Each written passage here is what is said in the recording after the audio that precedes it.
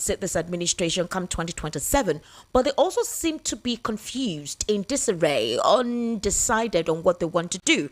Nigerians are expecting to see somebody that comes up that represents a gleam of hope or a glimpse of the light in the dark tunnel that they can rally around and support. In this regard, as it seems, that horizon seems very grey. They're not seeing any possibility of that. Coalition talks are still ongoing, but certain powers or certain persons in the coalition have some sort of grey areas to their personality. Nigerians are permutating to decide how would they accept something that they are already criticizing, or they say they don't want to be part of anymore. If the same set of persons are the ones wanting to unseat the president in 2027. Well, as it stands now, Peter Obi is now more vocal. He's been calling out the administration. He is literally trying to be aggressive, as his supporters have said it is enough for you to stop playing gentleman. You can no longer continue to express that spinelessness. You need to speak up.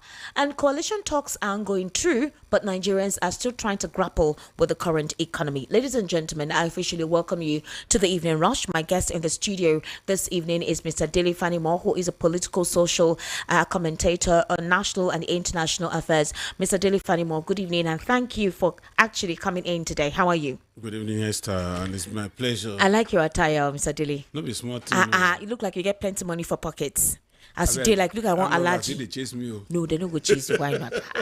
When you paint the town blue, know that 1,000 naira note. And obviously have the man of the people here, Mr. Lawal Ekundayo. Mr. Lawal, please come closer. You don't like coming closer to the man. You want me to be begging you every time. Mr. Lawal. You don't. Mr. Lawal Ekundayo, come closer to the mic. Good evening and thank you for joining us today on the Evening Rush. How are you? How are you today? Not bad. Not bad. Yeah, that's your that's your talisman. Okay, so let's start off with this. I'm going to start off with you, Mr. Dele Fanimo. Yes, ma'am. Nigerians are calling the president, complaining about his policy being stringent. They're not seeing the reward of his administration, that is the policy implementation across all sectors. They feel that with the deluge of insecurity, the stifling of the economy, they don't really understand what his policy is all about. The Minister of Budget and Economic Planning has come out to tell us that the administration of the president and the policies on ground will definitely yield results. They're also saying that the market prices in terms of food and services has dropped. They're also telling us that the floating of the naira was one of the sustainable policy implementation of this administration, and obviously the subsidy removal. But some Nigerians believe that that's not the truth. However, we are seeing loyalists come up from all and sundry saying that this administration, regardless of what a couple of critics think, are doing so well. They feel that the president should be given more time to do what he needs to do. The APC as well is not folding their hands. They're working day and night. They're having meetings, they're having concessions, loyalists are coming up. Even those who actually spoke against this administration are coming out to show their support, especially after they met one-on-one with the president. So the big question is this: if Nigerians are complaining, if the president removed fuel subsidy, increased the FAC allocation of the governors and the senators and House of Representative members, why are we not seeing development in the grassroots?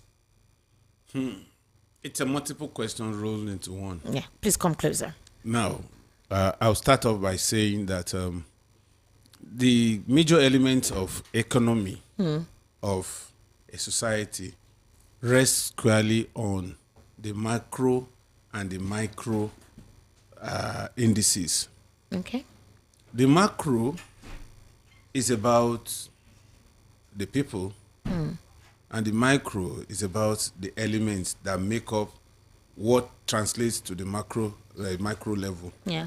Now, you see, on paper, with statistics rolled out by the current government, one would say there is a push towards making sure that things work well. Okay.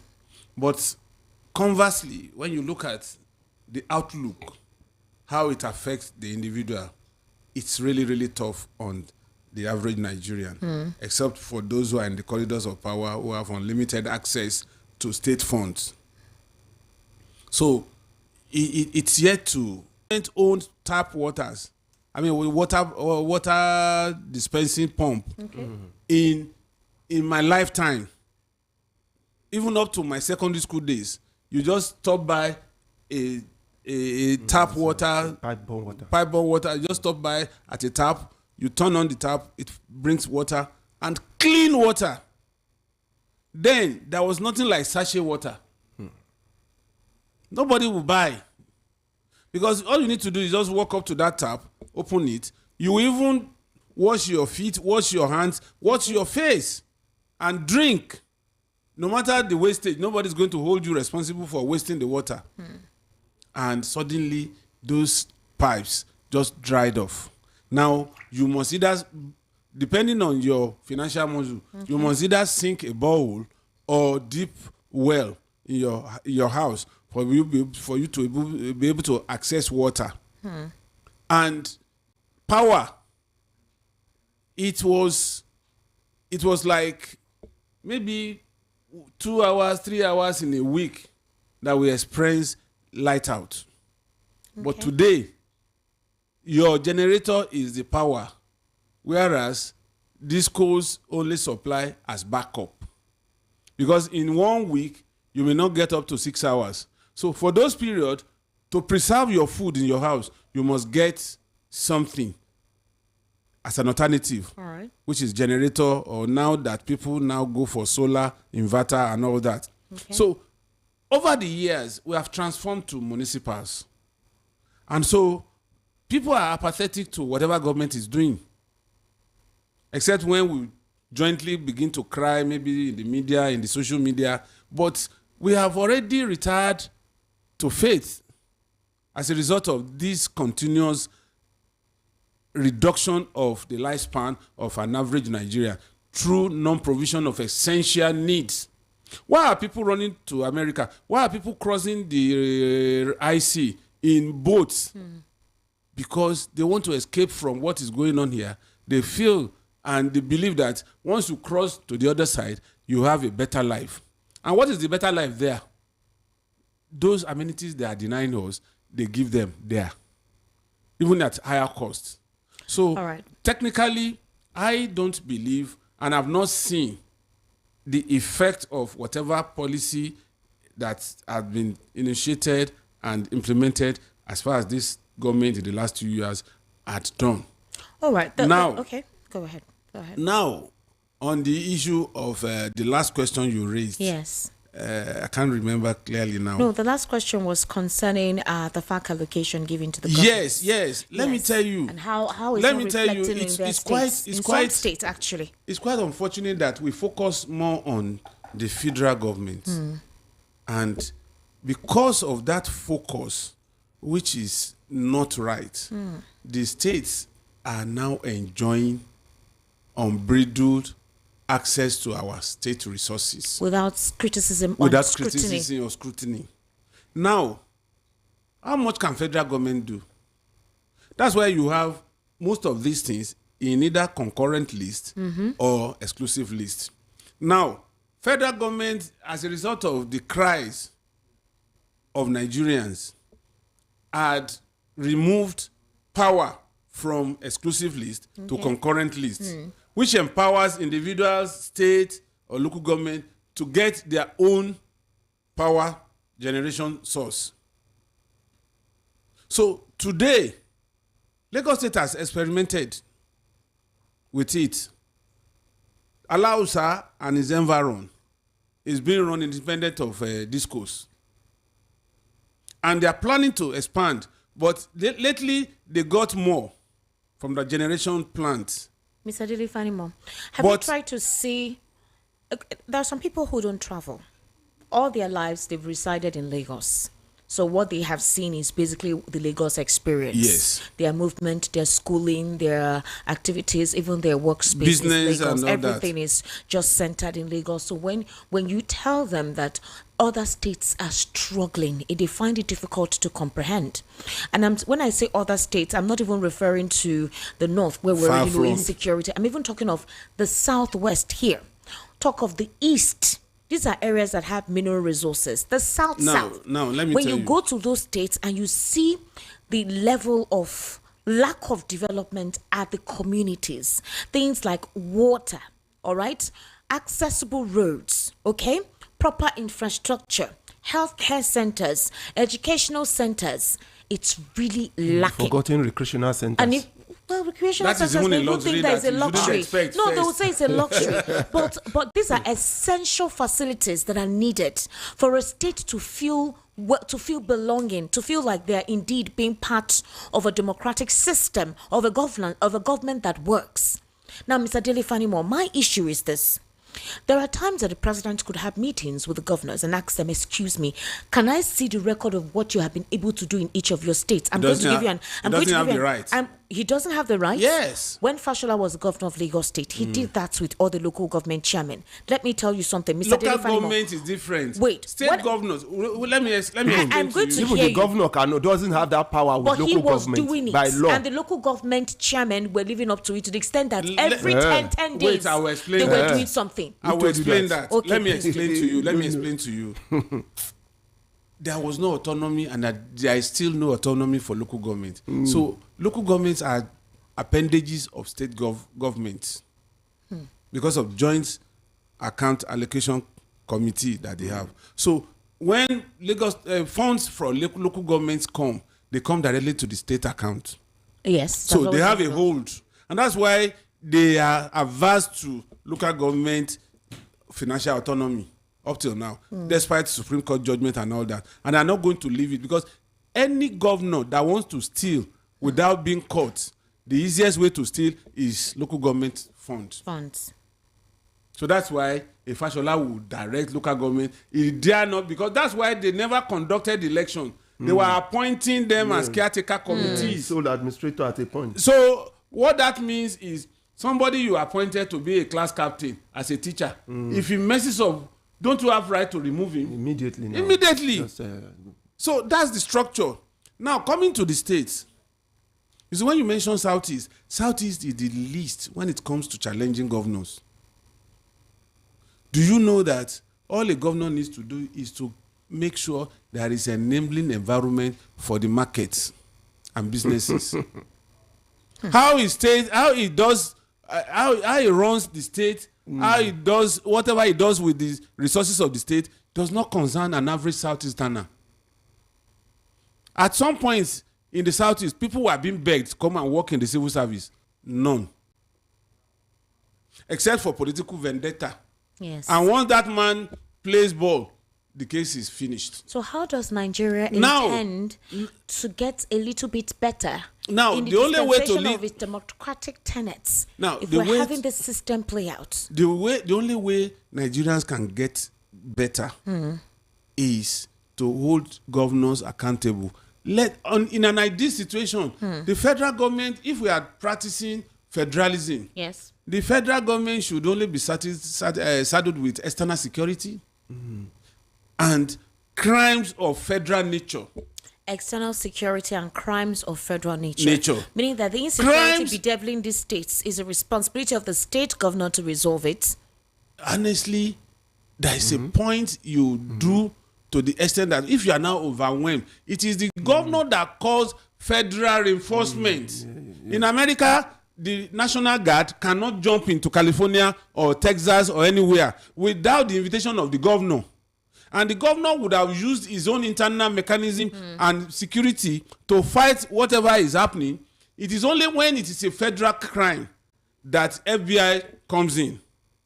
And then if FBI cannot do it, they will invite the National Guard. All right. You understand?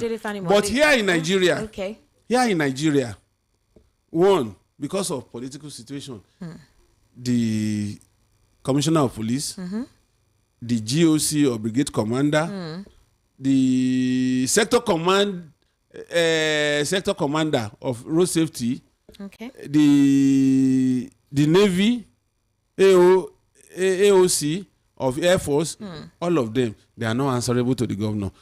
And the Commissioner of Police is only answerable to the IG. So if you call the commissioner, he will say, "Oga, wait, Your Excellency, let me contact my boss in Abuja."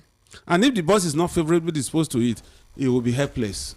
All right. And security will be breached. Also, Mr. Dele Fanimo, let's look at persons that ought to hold the government of the day accountable. These were vocal voices when they were in PDP against, the government of the day at the time. That is, against the opposition whenever they say something. President Bola Ahmed Tinubu has been in the opposition for a very long time after he was no longer the governor of Lagos State. You had persons like Reno Mokri, who was part of the government of the day in the PDP. You had Daniel Bola. All right. You had Kairi Faishe, the former governor as well. These were persons in the PDP who were holding the forte of the country, and they seemed to have been so relaxed at the time that they said a lot of things against the president. And I don't know, let's take a throwback of these persons, what they said then and what they're saying now. So let's listen to Reno Mokri first.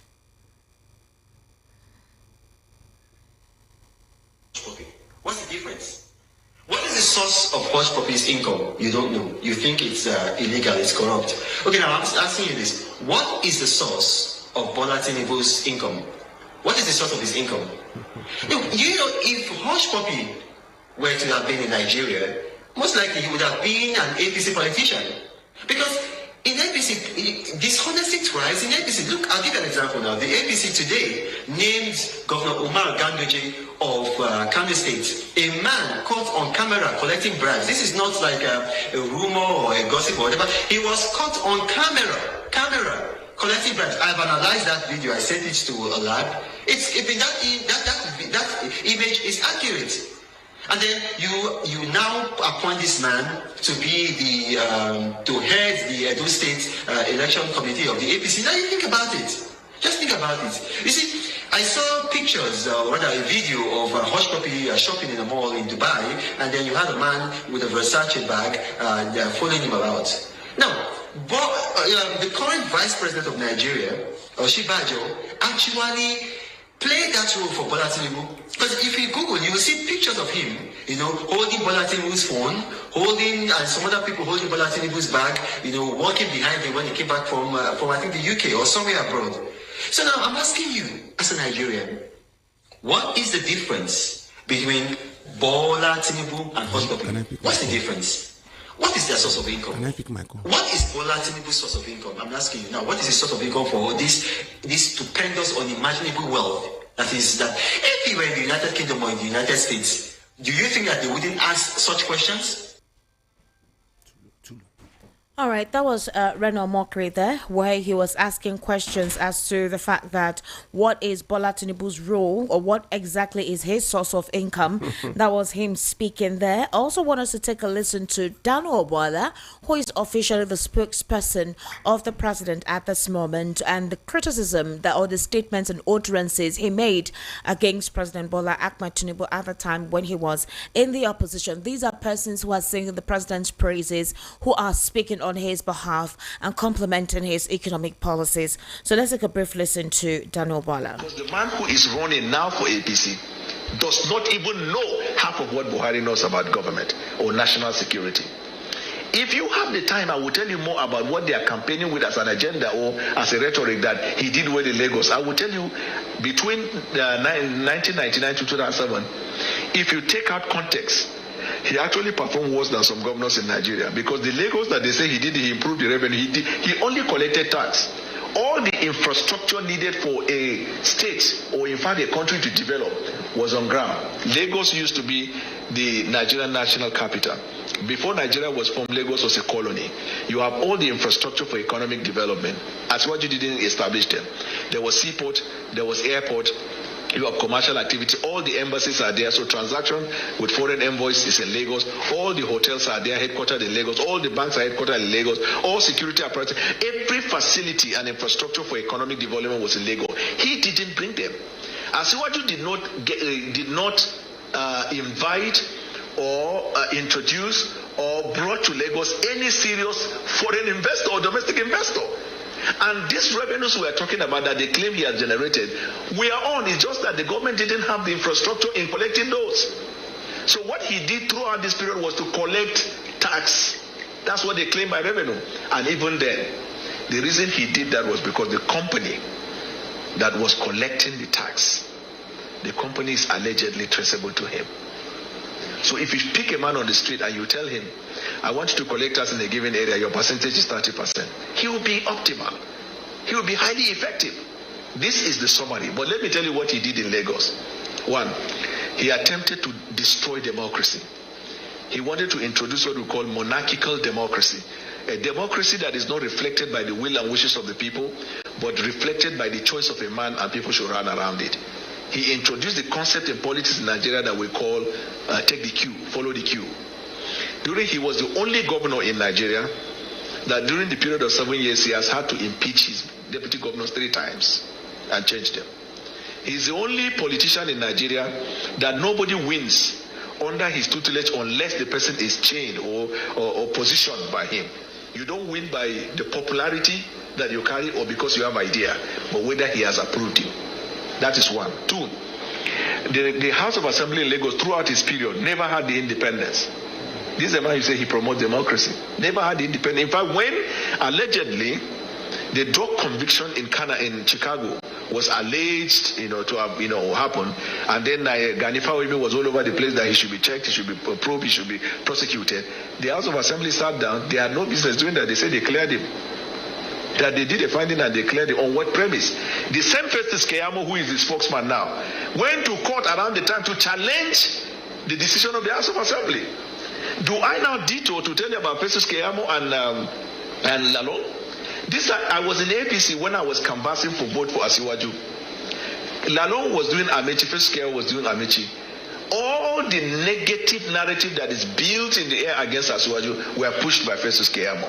They don't believe in Asiwaju. They are just there on contract. Festus Keyamo was the one that peddled the idea that Asiwaju had Pakistan. Festus Keyamo was the one that peddled the idea that Asiwaju had baggages.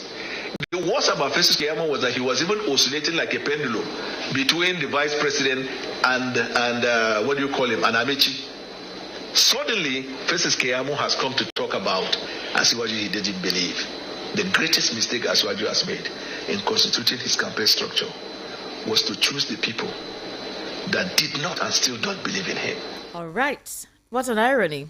So that was Daniel Bwala, who actually berated the president for putting persons around him who do not believe in him. This was what he said at the time when, he was as an opposition to the president.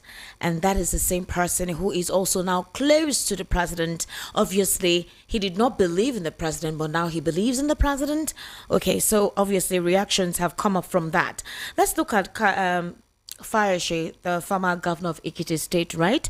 So recently he made a statement as to the fact that 2027 is literally between Peter Obi and the Labour Party, or rather Peter Obi and Nigerians, where he said that, the Labour Party was actually flogging, APC at the polls. And he said something different after he met the president yesterday evening, coming from one of the residences of the president in Lagos. So again, where does integrity lie? Let's listen to Fayose here. Flogging people. If you are flogging a child, that child must cry. It's Nigerians that flog them with votes now. It is Obi, Obi people. They chop the kidney or the liver of. In fact, Obi. Did you expect this level? I don't expect. Did you expect this level I am of even afraid as I am. I didn't sleep. When I was young, Obi here, Obi there, Obi there, Obi. Oh. Today, everybody has known what Obi is made up of. That's what I said to you. This Obi, don't allow anybody to put stains on your clothes. You have put up a great fight. Yes. A fantastic fight. When you look at the things I have here, it will help you. In the president's place, he lost election with the sitting governor there. In Lagos, Asiwaju lost election. The Speaker of the National Assembly is from Lagos. Obilo Jebe, pardon me, that's Obio. Yes. Obi flogging people. But even Okowa. I don't want to mention names. Your PDP. I don't want to mention names. Everybody knows the reason why what killed his mother and his father. As long as you are the one that succeed your father and your mother, you must know what killed them. Yes. So what is killing PDP? They know it. I don't want to put my mouth inside that. This election now is largely Did you ever expect, sir? between Obi and APC. Even in Ayu states, Ayu lost his ward. Ayu lost his local government. What are you talking about? When they used to tell us, when fish decay from inside, there's nothing left, sir. If fish is decaying from outside, you can quickly use knife and cut it off. If it's from inside, there's no solution. Or if it decays from the head. From the head, that's what I mean. Redeemable. Yes, 50,000 to APC 29,000. I say, to say it became a problem in President State. You redeem 1.2 million votes and you still won by 5,000. That means you have redeemed, you have taken the 1 million votes, 1.2 away, and you still won. Let's go a little further. In this Lagos, Ashwaju lost. But Abila lost. No, he didn't. No, not in person. You mean the party. Okay. The impact of this defeat. Yes, sorry. Do you really think that? Okay, so in this particular situation now, this was Kayode actually speaking there, the former APC state governor. Let's listen to him just yesterday coming out from visiting the president. Personal to further encourage him to continue to do what he's doing for Nigerians. No one is saying it is easy, but there's no miracle that can turn around things overnight. But for the little the president has done, we must commend him. I was one time critic of the last administration, but you cannot compare the situation now. So for me, I'm here, one, to take the opportunity of his homecoming, to visit him, and to encourage him to do more for Nigerians. Your Excellency, we know you quite well of the other party, and this is another party ruling, but you so much have trust and hope in this man. Why that? Well, even while I was in office as a PDP governor, sitting governor, I've always believed in his leadership. And I did not hide my support for him, even before he became the president. And the only thing we can do as leaders of this country today is to continue to encourage him to lift up his hands, to make the public understand how uneasy it is to lead an economy that is down and today is being stabilized. You see, there's a difference between things changing outrightly. There's no miracle. But stabilizing the economy, stabilizing the currency, and few courageous steps the president has taken and the achievement of his administrations put hopes in tomorrow for all of us. Your Excellency, we have seen recently movements, inter-party movements, yes, particularly from your party to the ruling party. How do you react to this? Well, let me first of all clear this. Ayo Fayoshi will not move from PDP to any political party, not even APC. I am this year 65 years. It's within the choices of those who have chosen to move. Some said they saw what the president is doing. Some said they believe that the party is in trouble. And without doubt, the PDP is in trouble. And that's the gospel truth. And I believe that if they don't quickly take steps, the party in itself will become carcass. That is the truth. All right, so that was Fayoshi, yes, very recently coming out from the president's residence when he went to visit him, and you could hear what he was saying. This was somebody who granted an interview 2 or 3 days ago where he actually gave encomiums to President Peter Obi and the Obedient Movement in terms of support and what he thinks would happen in 2027. Well, this is a political season, so it's not surprising. Now, in the same vein, Segun Sowunmi at some point had criticized this administration, criticized those defecting to the APC, criticized Daniel Bwala for actually taking up that appointment. Let's take a listen to Segun Sowunmi calling names to Daniel Bwala. And let's listen to Segun Sowunmi very recently after he visited the president. Not come to the Nigerian people and say to them that a country that has normalized condolences today, condolences tomorrow, condolences the next day, and conversational annoyance of saying highly placed for more than 10 years cannot come and tell us that we are overreacting. I find it extremely offensive on behalf of those of them who have been standing with the APC, standing with this party for so long, that suddenly a turncoat Buala is now the one that is getting pictures in the villa, getting pictures in front. Where is Ayo Yalowo, who crosses sword with me all the time? Where is Joy Bukwe, who crosses sword with me all the time? Where is Al-Hawan? That Al-Hassan, who crosses sword with me. These are men who have been just like me in PDP, and suddenly it's Buala now that is eating breakfast in the villa. It's Buala that is eating breakfast in Paris, and you expect people to believe that you know what you're doing. Okay. That was Segun Showunmi then criticizing Daniel Buala for taking up the appointment, all right, with the president. And it was quite funny when Nigerians heard him yesterday during a monitored television program responding to questions from the anchor. Even way before he became a governor. He was governor for 8 years. I never visited him. And he ran and luckily put Buhari, in that their team 2 times. I never visited him. When his party, the APC, won the election in 2015, I knew that some rescue had come for those of us who believe in the pan-Nigeria stable democracy. I was invited, but I felt at that time that, look, let's let the party just survive. And those who brought it in at first, let them settle the party and grow it organically. I don't like to go to people when I have not invested some energy into their play. Now, I have been in PDP longer than most, and I'm sure that if we were to go into the archives and we were to bring all the rushes of interviews of people that have done for PDP, nobody bar none since 1999. Now, what happened? I had gone home for Salah, and one of our leaders, whom I will not mention, the deputy governor, had called me, and I thought he wanted to just say hello to me. And lo and behold, he said, hold on. And, how are you? This. You have to come and see me. Now, let's just start from the fact that who the hell is the person I'm going to take permission for to see the President of the Federal Republic of Nigeria? So the President spoke to you on the phone of the Deputy Governor? You are not listening.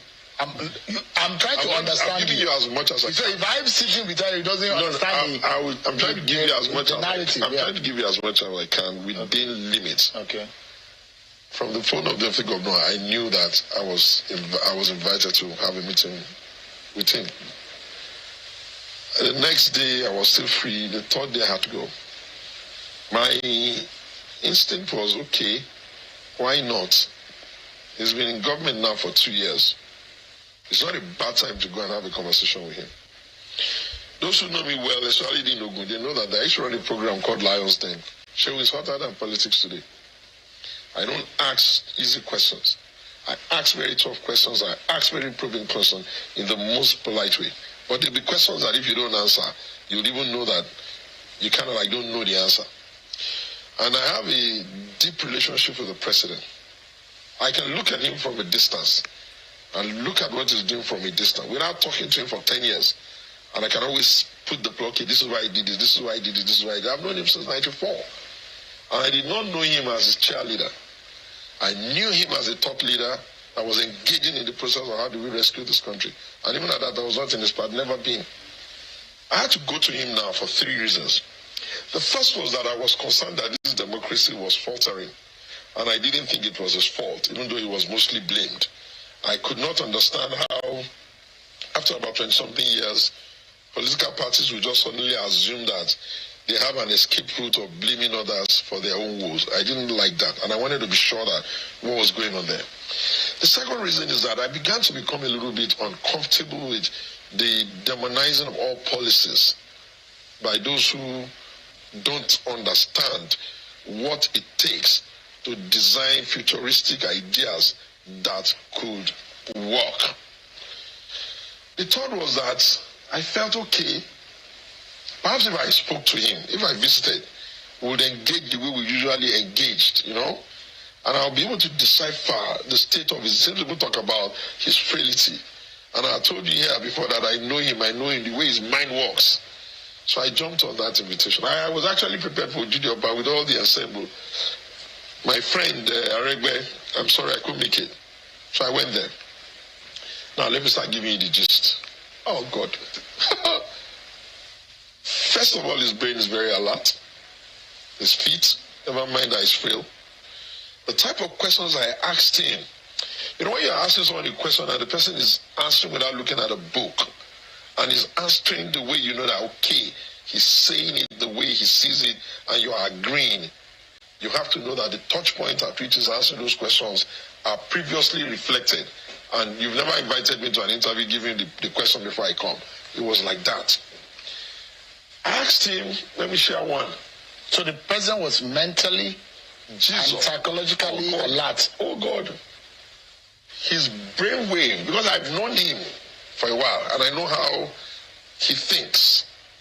His brainwave, oh Sheung, I don't do psychophancy. I don't even know how to be, I don't know how to do it. You opened up by saying whether I wanted to be on an appointment. The only time I was ever on an appointment in government was the government of Otumagwen Gadane. Well, I was in government, which to his credit. I was like a pain in the ass. You know why? I can't stand when people get to one after the other, one meeting, just do psychophancy instead of cutting to the cheese. I used to do that a lot. If I have a soft spot for Dana, it's because he had the ability to take it on. The hotter, the better. I don't have the bone. So now, all right, so that was Shagun Show Me there speaking during the Monitor television program after he met the president and he was gushing. Now, to be fair to him, though, I have not really heard him say anything denigrating or insult the person of the president, that's President Bola Ahmed Tinubu. All his criticism has been on the PDP members who have been defecting in droves to the APC and him trying to maintain integrity that as a foundational politician and member of the PDP, he would remain there. I also remember that recently he actually asked that they should think of bringing Peter Obi back to the PDP, that once they're able to harmonize and unify, they will definitely unseat the All Progressives Congress come 2027. But a couple of persons found it funny of him gushing and blushing and saying he knows the president, he think he can see what the president wants to say and that he doesn't do psychophancy. So if that is the case, why criticize Daniel Bwala for seeing the light? You know, Daniel Bwala said a couple of negative things against Tinubu. Now he has seen the light and decided to work with the president in achieving his policies. So why did he have an issue with it then if he knows the president, as he said, if he can see what the president sees, if from a distance he knows how the president thinks? Why make that statement at the time? And now you had a meeting with the president and you're gushing. I mean, react to that, Mr. Dele. Okay. Hold on, please. I didn't put on your mic. Go ahead. Yeah. I love him. He's acting true to type. True to type. What Yes. type is that? The average politician will do what he has done. But he just told you now that he doesn't do psychophancy. I said, I didn't say he was psychophantic in his posturing or anything. But I know that an average politician, no politician will want to dine and die. Okay. Politicians want to dine and live. And if you must travel in a ship or a car, once that car develops fault and you know you don't have the security to sleep around the forest, what do? You jump to the next available car. And that's the way of the average politician in Nigeria. Now, let me tell you, the point is, these people cry because the incumbent president had not noticed them all this while. And when you are invited to the table and you are being served, it is unethical to talk when you are in the dining table. Saying how good the food is. You must taste the food. So already PDP is in ICU and election is coming up. It is either you decide to die with PDP if it eventually dies, or you quickly jump off the ship and get somebody to rescue you to a moving ship that will take you to your next destination. And that's the same thing that Eno did in Akwa Ibom. You see, no politician, and the fact that there is no political party in Nigeria, It's just platform that you see. So you're saying the APC is just a platform, it's not a political APC party. is a platform. There was a time in this country that when PDP was holding sway, nobody wanted to touch any political party apart from PDP. And that's why the likes of Ali Modu Sharif, the likes of Amadou Ali, then chairman of PDP, Ali Modu Sharif that called out Kashim Shettima. Yes, that they were saying that PDP, before they can even give any other party the chance, that they will spend 60 years. But somehow, 60 became 16. Maybe it's a question of alliteration, I don't know. Okay. Now, let's be clear about this. Even the ardent critic of Tinubu today, if he's invited the same way, he will not come and tell you and I or the media that he was invited. He will still obey that invitation, honor that invitation, and go.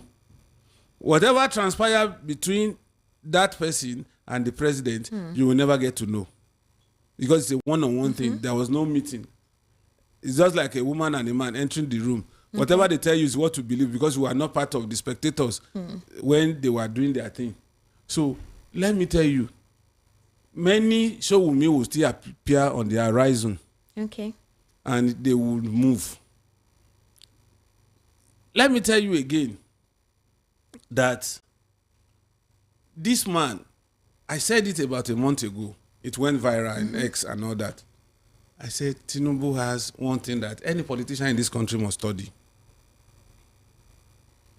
Tinubu does not close his eyes to fight.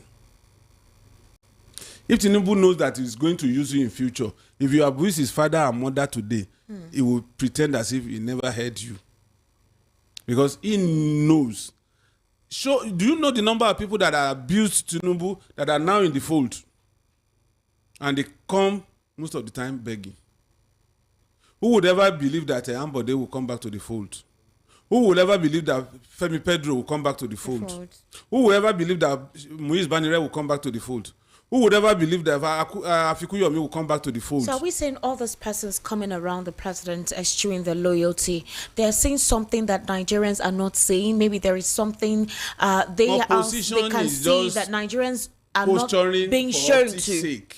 So you think they're all politicians? I said opposition against anybody that is in government is just posturing for optics' sake. So you're saying the supposed opposition right now is all optics? You see, Winston Churchill said, we politicians, we don't believe ourselves. Why would the electorate believe us? Mr. Dele-Fanimo, do you think the president surrounds himself with loyalists? Show me any politician in Nigeria that is selfless. Just one. I will counter you. Most of these people, they are after power for power's sake, power for electing selfish interests.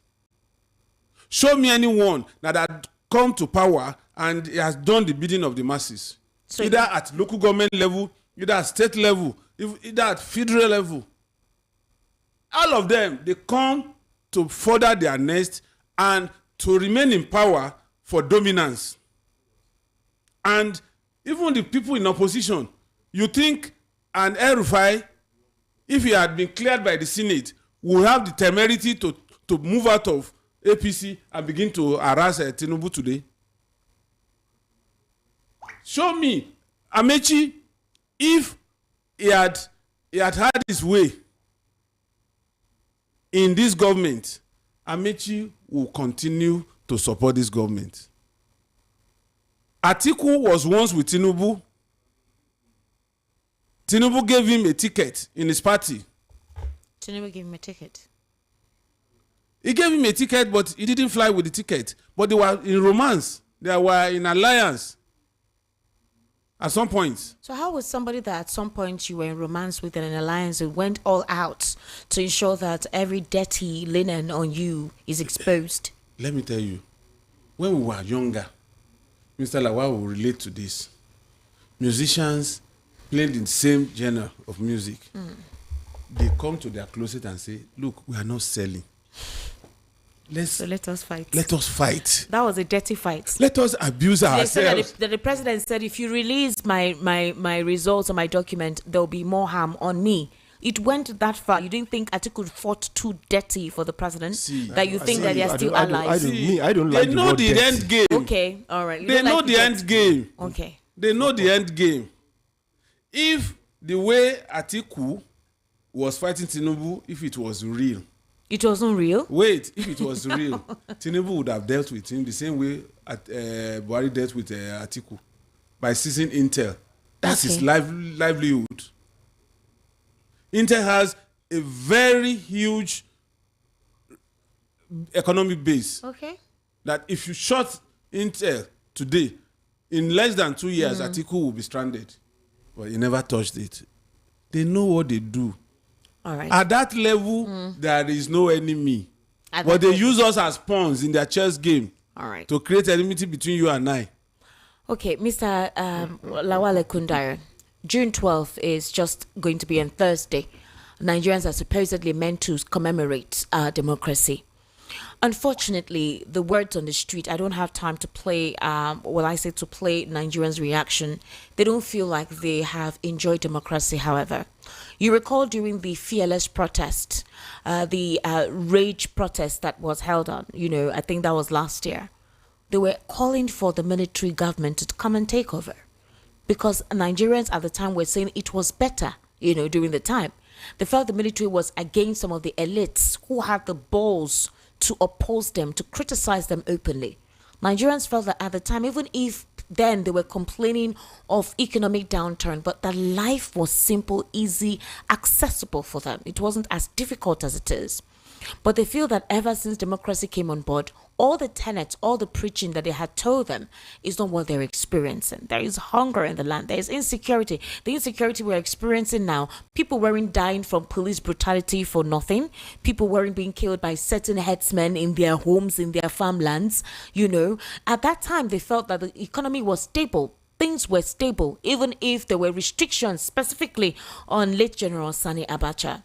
So on June 12th, they intend to go on a protest. They feel the president is one person who fought for Nigeria's democracy, and they feel that his administration does not reflect that. So do you think it's because Nigerians have not been able to understand his person, understand his policy, or some persons have put on a narrative or a propaganda to smear him that there is nothing he does that they will ever think positively of it? Or do you also think that the reason they are not happy with the president are the kind of persons surrounding him with the kind of things that accompany them? Like the Senate president, like a couple of loyalists who are with him. You have Imasuwen who wants to join the APC, persons with questionable character. They're also complaining that president is endorsing Nyesom Wike when they feel that Nyesom Wike was one who was involved in brigandage, especially during the last election, and that he's part of the ongoing political tension in Rivers State. So how would you describe the scenario that I have painted? You really painted it. And it's so long. Could have taken it one after the other, or two questions after the other. But let me start with this. There's something that I don't really, find about this administration. Okay. People think parties, fighting. No, I'm just trying to be objective. Okay. Because the lives of every single person, whether no matter your color, your age, or your size, it's the same thing with me. Because I'm human like you. It's just where we find ourselves that makes us look different. We are all human beings. You get? Now, you tell us. You get when you are not getting it right. You tell us, no, I'm not getting it right, but I'm going to put some things in order. I'm going to reach track. I'm going to go. You get? You come out, not that you be telling us something that is not working. That means you don't want to backtrack. You don't want to change that thing. I remember Macron. When Macron increased fuel price in France, there was a protest against him. You remember that yellow vest protest all over the world? That yellow vest protest was principally against increment in fuel price in France by Macron. He's still the president, but he changed it. You get it? He reversed it, and everything was fine. And they revoted him again. Okay. They revoted him because they say that he's somebody that respects the people. So sometimes when you try some things, it doesn't work. There's no crime. There's no harm. It doesn't show weakness. It's strength for you to say, no, I will retract it. I will rechange it. But this administration keep telling us where everybody knows, we can all see it, that the policies are not working, and you are telling us it's working, and you keep painting pictures for us that is not what it is. That is one of the hangers of Nigerians. Okay. That's one of the they will call it distrust. You get? That's what we are going. That's what Nigerians is talking. That's the major headache with Nigerians. So that about that picture. That's why you see they will defend. This one will say a wrong thing to something against the administration. Tomorrow it will change again and begin to say something nice about the administration. You get? So we are confused. Nigerians are confused. Are you sure they are confused? Or they already know what the tactic is? No, it's not them. It's Nigerians that are confused. Because today you are telling this person... Nigerians are confused as to the words that these politicians are speaking. Yes. How can you say somebody's the same thing, the person, is what he's doing? You criticize that person that is not it's not right, it's not working, you continue to say, then few months after, you are the same person, the same policy, you are telling us that it's still the best, you can go and we should keep it. Nigerians are confused. You say Nigerians, are you sure? Don't generalize. Nigerians already know, they expect this from the way our political history has been, even right from when the PDP was in power. It's always been a pattern. But the issue right now is that there are certain politicians that they partially look up to that disappointed, with their responses lately. And that's why I'm asking. These people go and meet the president and come back and sing a different song. So what I'm saying. That that thing that they see, that light, that aura that they feel around the president when they've gotten physically to him, why can't those who are criticizing the president feel that same aura? Is there a way he can transmit that aura where you have these persons who said quite a lot, when they were not close to the president, now say something else after they've seen the president? Or do you think some of the statements they make in criticizing the president and his policies and all whatnot is just a means of getting attention from the president? Whether it's a means of getting attention or not, whether you want to sell yourself or not, the question is what you are saying at that time. Was it true or wrong? Was it the truth? That's the question. If it were the truth and you are saying something that is different now, then you are confusing us. That's the next thing. You are telling us we can't believe you. That means what you are saying presently, we don't have to believe you, because the same thing did not change. You are telling us a new story. Somebody is singing the same song. You tell us the name. The same person is singing the same song. You are telling us another name. That means we don't have to believe you at all. That's why all these people, we don't have to believe them, because they are confusing Nigerians. They are confusing us. Now, another issue which I keep saying, which I keep telling is that the major problem is that we don't have democracy in Nigeria. Democracy died in 1966 in Nigeria. Democracy died in 1966. Thereafter, we don't have democracy. What we have is just patches, painting, just telling us we don't have it again. That's why you see all these things. That's why everybody who come on board is not different, whether it's wearing agbada or it's wearing a uniform. They are not different. Their mode of operandi is not different. Their system of governance, their method is not different. It's always dictatorship and autocratic. You can see this the people with agbada now and the people who wore a military uniform then, their system is not different. No, we say we support democracy is for the people, by the people. We don't see that. So how do we not define it as democracy? It got lost. Let me explain something. In 1950, I think 55, 56, when Nigeria wanted to get independence, the North said they were not ready, that the whites will continue ruling them. The South, that is the West and the East, said they were ready, but they will not go unless the North goes with them. That's what they said in the parliament. And the whites said, okay, good, go and think about it. Okay. So they took 2 years to think about it. I think it should maybe a year or 2 years. The South, the West and the East went to the North, the leadership of the North, to convince them to go with Nigeria. That is what they call democracy. Okay. The white man did not impose anything on Nigeria. He gave Nigerians opportunity to go and decide what they want. It took them, I think, 2 years to convince the North to go along with the West and East and get the independence, instead of them getting it alone, that the North should get it. So there was a sort of negotiation between the West, the East, and the North before the North could agree to go with them during that independence. That's why they fixed that independence in 1960. Before, so we're supposed to get that independence in 1950, I think 56 or something, or 57. So that was democracy of negotiation, democracy of referendum, democracy of the wishes of the people, the aspiration of the people, the decision, the reason why we need to live together. They convinced themselves. But when the military came on board, they changed everything. That's why you see our constitution started with a decree. How can a constitution start with a decree? The white man did not even impose decree on us. They didn't. So our democracy died in 1966. It died. So all this what we are doing, we are just managing and fabricating and repainting or dictatorship. Right. That's what we are doing. So that's why up to now, you can see that defection is no ideology.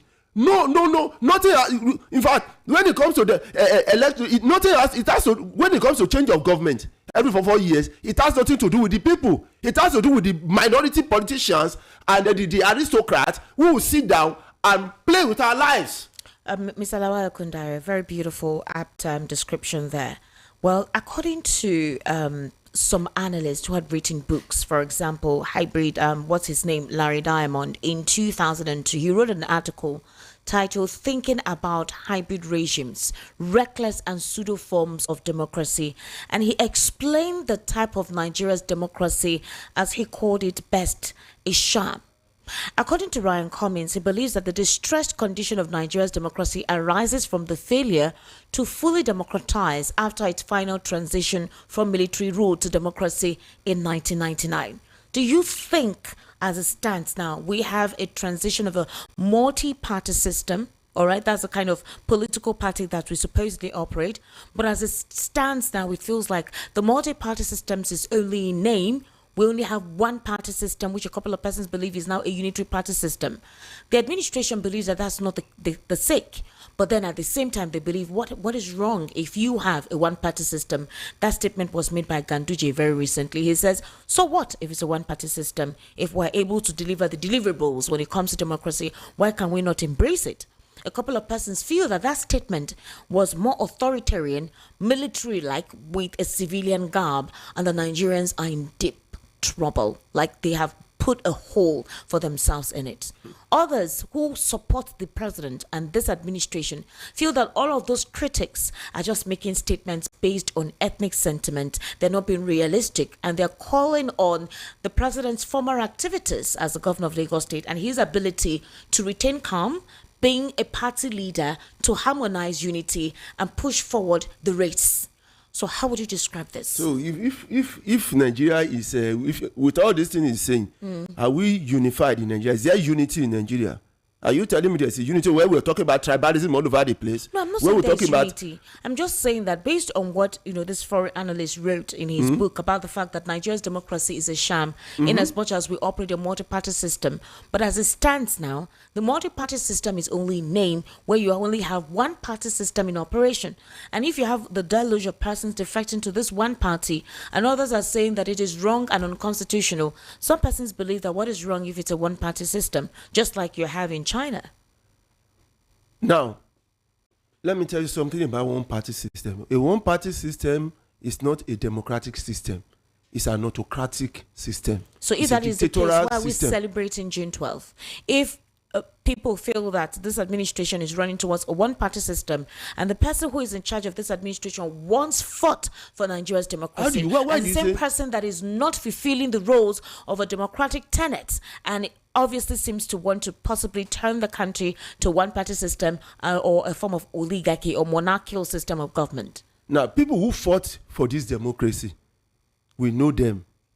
Because somebody come out and begin to say one or two things on media and show one or two, three times and they disappeared. Okay. You are not telling me that person fought for democracy. You don't talk about people who were imprisoned. You don't talk about people who wear prison clothes. You don't talk about people who protested continuously. You those ones are the people who fought for democracy, not people somebody who was not there who ran away. So let's put that one aside. We know people who faced the military, even with their guns and everything. We know how they were arrested, they were taken to court. How they were, so many things that they keep fighting. When you are talking about who fought for democracy, you're talking about some people like Ganifa Weyimi. Every now and then, it's always, apart from fighting for himself against the military, he will fight for others. Do you think the president can fix this country if only he can be given time? Do you think that there is just this propaganda or smear campaign against him that he can fix the country if he is given the time to do so? With all these defections, it has shown that we are in trouble. The defections, they're saying that the party is more organized, and it's not about organization. It's about your ideology. You get? It's not about organization. Does the APC have an ideology? I'm talking about people who defect. Okay. It's not about defection. I mean, party. It's about ideology. Okay. Ideas form party. Okay. Idea. That's what they call party. It's about the idea. What do you stand for? When you talk about Democratic Party in America, you talk about the Republican Party. You talk about the Labour Party. There's an ideology. Look at the Labour Party in Nigeria and look at the Labour Party in UK. Are they the same? So will you say it's totally different? Would you describe our democracy as being caged? We don't have democracy. We don't have democracy. What will you describe what we do then? If we don't have democracy, why are we speaking here? What why are we expressing our displeasure against what we think the government has been inadequate to perform? See, even during the military time, people speak. The only thing is that maybe you are arrested or not, or maybe you are, but people still speak. So forget about speaking. That everybody speaks. Even during the monarchical system of God, people speak. So why has Nigeria failed to answer the question of democratic consolidation? Because by June 12, you're going to see the president as well as the senators all reeling out encomiums, praising the president and hailing him for upholding democracy. Use the opportunity to reel out his achievements. When you are talking about democracy, there's separation of power, and everybody, the rule of law. You get. So you're saying there's no separation of power, there's no where's the separation? Where everything that the president present to the house, they sign. That is not democratic. The president said that they don't, or the National Assembly and the Senate president said that there shouldn't be any rift or dispute. It's not a rift. When you look at what somebody present to you, it's not a rift. This thing you are doing, don't you have Oga? You have MD, don't you have MD? Yeah, so anytime the MD look at what you want to do, it's a rift. It's fighting you. If anytime the MD talk about his observation, it's a rift. Why are you saying that now? For you to look at your purpose, the main purpose of the house is to checkmate the president. You are telling me it's a rift. For them to do the constitutional obligation is a rift. What do you mean by rift when you are fighting? No, I didn't say it's a rift. I am saying that Godswill Akpabio said they don't necessarily have to have a rift or any form of that word rift. Wait. He said so. He said the fact that we are in consonance and harmonization with the executive, that's the president, does not necessarily mean that they have forfeited their obligation as those who are meant to check the executive. While they check the executive does not necessarily mean they have to fight or there has to be a rift. That was his defense when Nigerians were saying that they are a rubber stamp Senate. Well, that's why, because he doesn't know his function. If he knows his function, he will not be talking about rift and no rift. In the Constitution, what does the Constitution say is the primary responsibility of the House? Is it the one you keep saying? I don't understand, because when they present the Constitution to you, when they present budget, you are the one to look at it and see that, okay, this one, but you added your own. Even with the padded budget, you padded budget. And people are saying you padded budget now, and they didn't see anything. We see them being reckless with their own law. You can't suspend somebody more than 2 weeks. You suspend them for 6 months. You yourself, you don't even follow the law, the rule of law, and then you are telling me that you are having a rift. You are not having a rift. Is that your duty? Your primary function? You are not even doing that, because your primary function is to make the appropriate law that will ease the burden, or make life easy for your citizens. Do you think the lack of check and balance, the anyhowness, the fact that people can do wrong and get away with it, especially at the political class, is the reason why there's this resurgence in insurgency? Okay, look at it now. We are seeing defection. In the Constitution, they say you cannot defect. If you defect, you can defect, but you will lose your seat. But see, defections as if it is somebody is sharing Christmas goat. Maybe you kill an and you are sending to somebody elsewhere. Like you mean, look at what is happening. Well, see, the defection are not and it's business as usual. Nobody is even talking about it. The one who talk about the reverse one is being manipulated here and there. In all of this, if Nigeria doesn't want to accept a one-party system, why is the coalition or why is the opposition wasting time? There's something I actually want you to listen to. There's a particular APC chieftain who made an allegation. I don't know if I'll call it an allegation or what, who said that the coalition that is currently being formed at this point in time, that the coalition actually is, what did he say? He says that it's being sponsored by the party, that there are sponsors who have come out, sponsors of the day, who have come out to put their funds together and sponsor the opposition, or rather the coalition. I was shocked when I actually heard that, because I was like, what does this mean? So or what does this stipulate? What the APC themselves to sponsor the proposed coalition? Let's take a listen to this, please. It's very vital that we do, because at this point, if there we are about 6 to 7 APC governors that are funding the coalition. Go and check and go and do your investigation right now.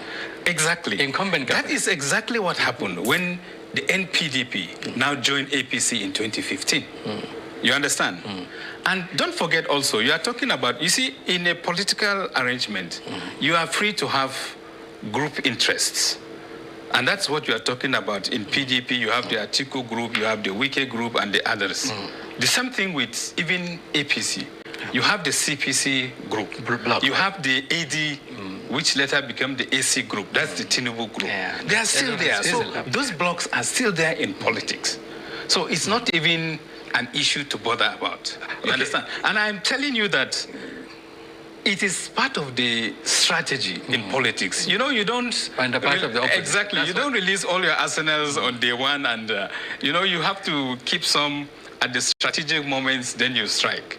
So... But looking at what is happening, I mean, take for instance what you just said. You know, some APC governors are part of the movement or part of the coalition talks on the ground.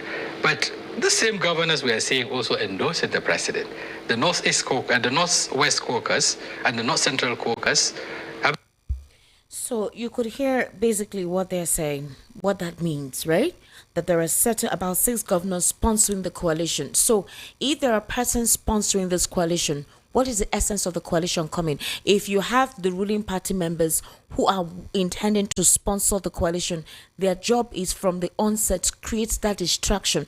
That's a political machination anyway. Whoever brought up that concept, people may say they are smart. Do you think that's the reason why Peter Obi has been circumspect to be part of this coalition, seeing, you know, just like what you heard this person say about it? This is a coalition insider, and he's an ADP chieftain. His name is Dr. Sani Dawop. He revealed that some APC governors are funding the coalition talks. So if that is the case, if they're funding the coalition talks, if they fund it, it's their job to ensure that this coalition doesn't have any headway. And if that happens, that may literally ruin whatever political journey Peter Obi wants to embark on for his campaign in 2027. So do you think that's the reason why he said that he will run under the Labour Party, despite the crisis ongoing in the Labour Party? Very briefly, please. I don't know why Peter Obi said he wants to run under Labour. He said for now. For now, yes. For now, under Labour. But all this one, somebody is coming out to talk this. I don't know what he's saying. You know, he's an insider. Like a baby. He's talking like a baby. Yes. So you don't believe that coalition APC can fund the what coalition? What I'm saying is this. Wait, what I'm trying to say is this. There's crisis in Labour. Okay. Some people allege that it is the APC that is causing crisis in Labour. There's crisis in PDP. They say APC is causing crisis in PDP. There's crisis in Labour. They say APC is causing crisis in Labour. APC itself can cause crisis in itself now, because that is why everything is so jam-packed and muddled up, and we don't even know the direction that the political system is going. All of this permutation right now, and persons are calling for an alliance between Atiku and Peter Obi. Peter Obi should accept the vice. Atiku should take the presidential cap. That's what a lot of persons are running. Do you think Peter Obi may eventually decide to run as a vice? Because he has not said anything for now. And the obedient movement are actually trying to set up base and register across the 36 states of the Federation, including the FCT, for grassroots mobilization. So do you think that for strategical purposes, that he may accept that? See, let me just put this across to Mr. Peter Obi. Okay. If you know that you have a better way forward for this country and you believe in yourself, then take whatever opportunity you have to be able to discharge that, because it is better for you to discharge it at that level where you know that it is possible than for you not to discharge it at all. You will come back and begin to regret. Why? Because yes, that's it now. Because when the opportunity is here for you and you believe, yes, I can do it, Asiwaju believe he can do it, so he went for it. Okay. Buhari believe he could do it. He tried like 3 times, he got it the third time. So if you believe that you have what it takes to move this country forward, then the opportunity that is available, you have to take it. Nigerians are saying rig and die 2027. Anybody who tries to rig, they're taking it into their hands. They're not going to allow anybody to disenfranchise them. Okay. They will not allow anybody to take their vote away from them. That's a chant they're chanting. And there's a proposed protest to take place on June 12th. Let me see those. The number of Nigerians that will come out for that. By the time I see that number in June 12th. For the protest. Yes, that is when I will know that yes, Nigerians actually mean business. But if I don't see them out, I will know that many of these people who are talking, they are just talking for talking. All right, ladies and gentlemen, let's get your reaction. The number to call is 0700 903 903 903, 0700 903 903 903, or you can call the number 080 3692 9933. All right. Hello, good evening. How are you? Hello. Yes, sir. Good evening. Good evening, sir. What's your name? My name is Tony.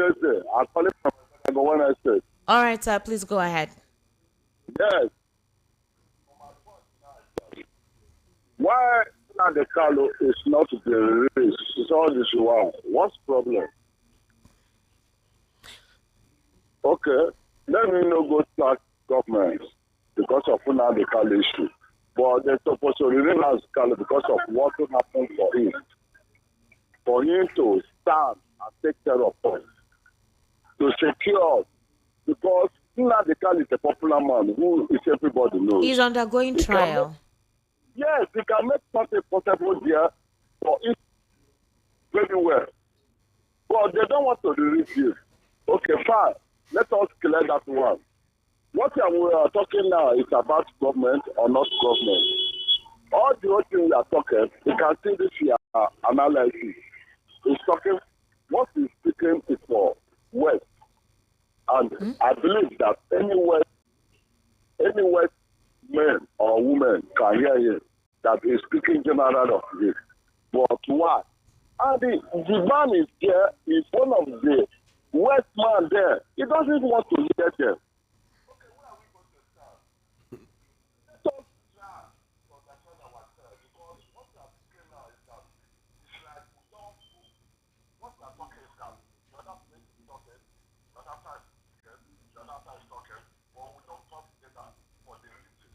All right. Thank you very much. Thank you for calling. 0700 903 903 903. That is the number to call. 0700 903 903 903 or 080 3692 9933. Hello, good evening. How are you? Hello, sir. Hello, sir. Good evening. Good evening to you, sir. How are you? I'm fine. My name is Tunde. Tunde? My name is Tunde. I'm calling from BTO. All right, sir. Please go ahead. Mr. Kunda, good evening, sir. Good evening to you, too. Yes, sir. I've been following your preamble since the beginning. Because I believe, forget about the political party or the fashion. I believe Nigeria, if they can believe in themselves and be doing it, I believe we can make it in 2027. We still have patriotic leaders that can serve us very, very well. Okay. We can't run away to America or London to find people that will do it for us. Rather than we do it ourselves. And I believe we can do it.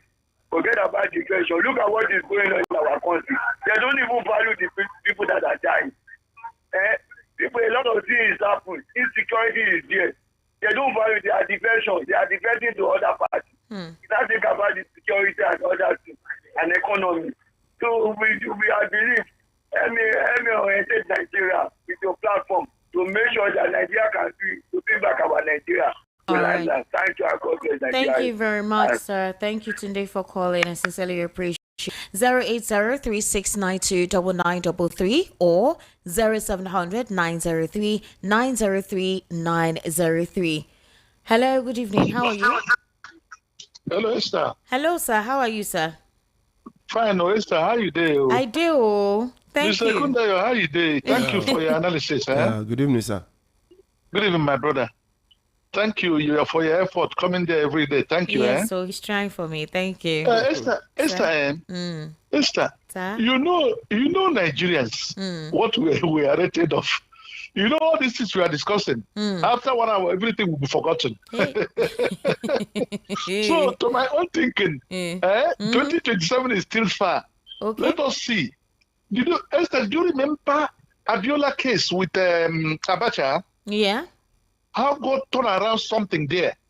That is what is going to happen. You'll see. Good night, Good night. Thank you very much. Good night.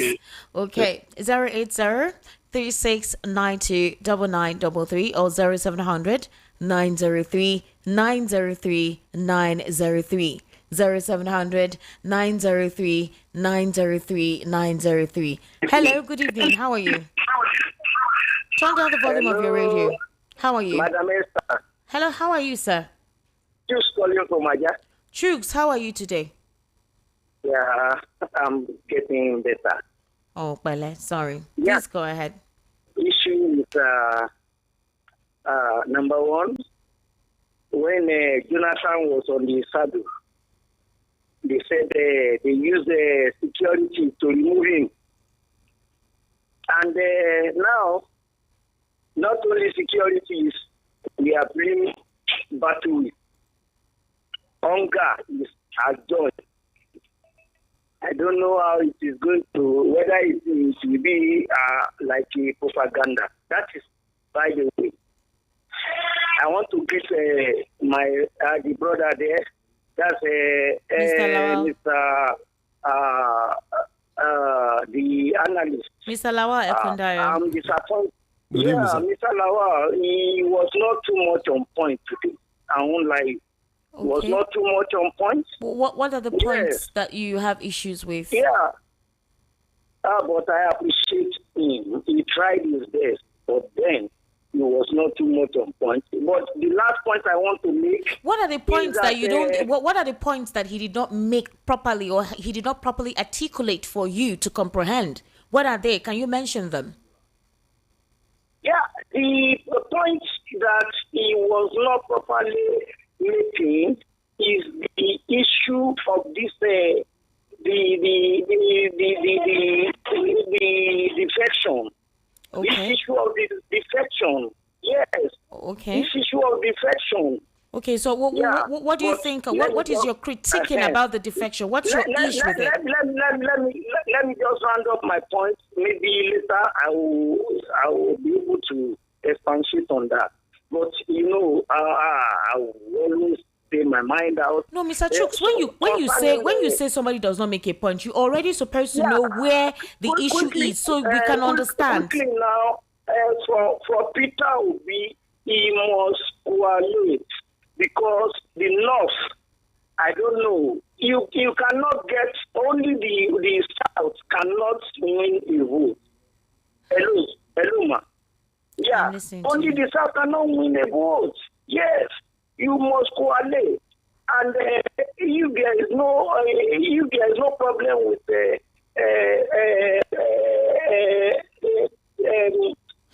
tribalism, bigotry, I know definitely we can do it. We can do it with all this jamboree which they are doing all about. It's just a propaganda. They are funded on propaganda, and they can never win on propaganda. But if we miss it this time, I won't lie you, we are in trouble. For the next 4 years, after 2027, we are in trouble. That is Thank just you my very own. much. Thank you. 080-3692-9933 and the WhatsApp number is 0817-1756-338. Okay. Hello, good evening. How are you? Hello, good evening. Yes, good evening, sir. What's your name, please? Majo. Mr. Sunday from Ojo, please go ahead, sir. This country is a wonderful country. Amen. If we can leave tribalism, if we can leave tribalism in this country will move forward. Okay. Because what is happening in this country, sometimes I don't want to talk about this country issue. Anytime I remember about Nigeria, I feel so bad. You know, now, during the election time, our brothers, the Yoruba people, they said it is their turn, it is their turn, it is Yoruba turn, it is Yoruba turn. Let us forget about this sentiment we are doing. Let us look for somebody that is capable that will do this job, that will bring us from this kind of problem we are facing. Insecurity, there's no food, there's too much problem. If P2B, I'm not about tribalism. If P2B can do it, if Atiku can do it, let the person come. Okay. I'm even preferring Fashola. If Fashola will come back, if Fashola will come back, I'm even preferring Fashola. But he has not indicated interest, and he'll be going against the president because it's all about loyalty. They are politicians. They are politicians. They can change tomorrow. Okay, they can change tomorrow. Yeah, so any person I feel that can do this job very well should come. Let us forget about sentiment. Because Igbo doesn't have their own market. Yoruba doesn't have their own market. Hausa doesn't have their own market. All of us will buy in one market. So it's hard time we should forget about this tribalism something and come together and fight this. Like this last caller said, if we miss it this time, we have gone forever. All right, thank you. Case. Thank you very much for calling, all right? 080-3692-9933 or 0700-903-903-903. Hello, good evening. How are you? Hello. Hello, good evening. What's your name, sir? Hello? My name is Mitoku, and I'm calling from Alagwato. All right, sir, please go ahead. I greet your guest today. Thank you. Yeah, I just want to ask a question. Those people who are defecting from one party to another party, what are their reasons? Are they happy with the situation of this country or what? Are they happy that the innocent souls are dying every day? Are they happy that people are hungry every day? Are they happy that you go to hospital, you cannot see a good medication? Nobody, Nigerians are dying every day. Nigerians are complaining, crying. Insecurity every day. You cannot even travel to anywhere again. I'm from Imo State. But I'm from Imo State. I know how Imo used to be before. But today, you cannot even be happy going to Imo State. See, like the last caller said, they said, no market, there's no market in Nigeria that this one is Igbo, this one is Hausa, this one is Yoruba. All of us go the same market. All of us go pay the same school fees. All of us suffer the same thing. See, the difference between Hausa man and Yoruba man is a language. If no language, cut my blood and cut Hausa man or Yoruba man. Come and give me the difference. Come and show me which one is Yoruba or Hausa. But kinds of politicians will use us. After they use us, they will do what? They will dump us. It's no good. Let us remove sentiment and tribalism. This is my brother, this is my sister. I told people, I said before, in 2015, I was once a supporter of APC till 2019. During their convention, I told people, if I'm the former vice president won primary election, I will support him to the last. God is my witness. Because during the time of Buhari and that former vice president, when Buhari traveled, we saw everything going down. Things were working when they give that man power. Not like today. Everybody is suffering it. You cannot buy. I buy fuel every week, 70,000. From Alagbado to Ikeja, where I do business. I must carry motor every blessed week. Who do all these things? Nigeria, let you go back and rethink. I ask yourself questions. After we leave this world, what are we going to tell our Creator, the man that created us? Are we still going to think that the word He gave us, the people He gave to us, that we suffer them and kill them? The blood of innocent souls are crying on our hands. All right, thank you very much. Thank you. We need to take more calls. Thank you. 08036929933. That's the number to call. Or the WhatsApp number is 0817-1756338. Hello, good evening. How are you? Hello, good evening. Hi, good evening. Is this Peace? How are you doing? I'm fine. I just want to greet you. This Nigerian matter. I don't know how to explain it.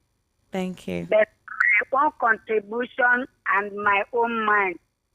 If Obi cannot be the first for the coalition, let us carry go, because if they give it to Atiku, Nigeria will suffer more than this. That's my case.